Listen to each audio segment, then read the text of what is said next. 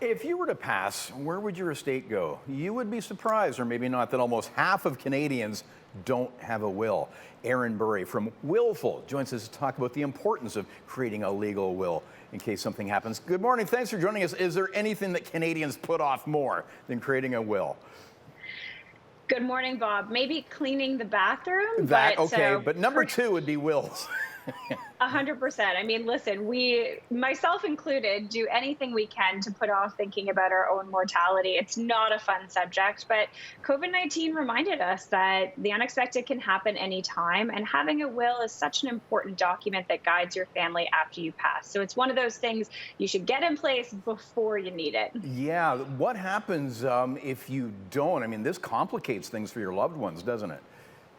For sure. Just like life insurance, a will is not for you. You're never going to benefit from it. But when you pass away, it's going to guide your family and help them know where you want your assets to go, who's going to take care of your pets or your minor children, and just give them some guidance on things like funeral and burial wishes. Without it, they have lots of unanswered questions. And we actually, my husband and I founded the company because we lost a loved one and had none of those answers. And it was a really stressful time. Yeah, now this is an online will. What are the benefits of online wills? I would imagine price is a biggie.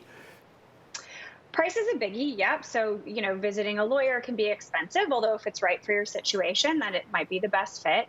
Our wills start at $99 with free updates in future, so it's definitely affordable. The other benefit, Bob, is that you can create a will online in your pajamas without leaving the house, which is, as we head into the cold weather, pretty key. Very convenient. Now, when should we think about doing a will?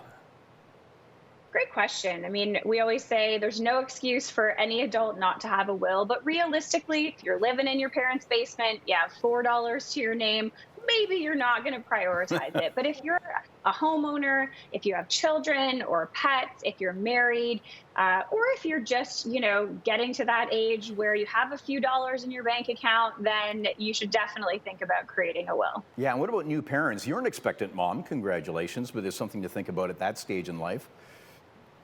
Thank you. Yes, we're expecting our first next month. And for parents, it's even more important because in your will, you're going to appoint a guardian who's going to care for your children if you and your partner pass away. Again, not fun to think about, but imagine that weird brother-in-law that you really don't like. They get guardianship. That's not ideal. So a will can help avoid that. That's an issue of probably every viewer watching right now. Yeah, I'm not speaking from personal experience. Oh, Bob, no. Definitely. He's watching right now. He's on line 4. But now, what things should not go in the will? Good question. So a lot of people want to list out all of their assets or their social media passwords, and those things really don't belong in a will because they change all the time, and you don't want to have to update this legal document every 3 months.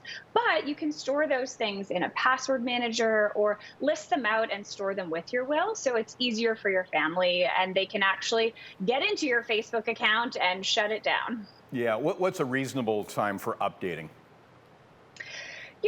Typically you're going to update your will maybe 4 to 5 times in your life, depending on, when you create it. Triggers would be getting married, separated or divorced, moving provinces, or if someone in the will passes away and you want to remove them. Yeah. How has COVID-19 affected estate planning? Well, we saw a big influx in visitors and interest at the beginning of the pandemic because, again, this is something people have on their to-do list. They know rationally they should do it, but they don't. So it really kind of moved it to the top of the to-do list. And it reminded people that the things that we keep putting off for tomorrow, maybe we should actually get them done today. Yeah. What's the legality of, you can't just write down a will. You can't put it on video. There's a lot of rules regarding what is acceptable to the courts, right?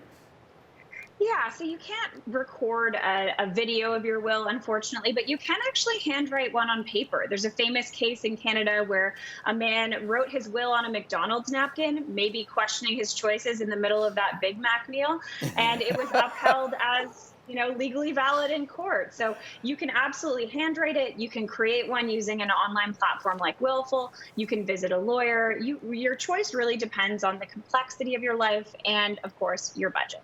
Okay. Well, so again, we just, how long does the process take? We have 30 seconds left. How long is the process online to get the will done?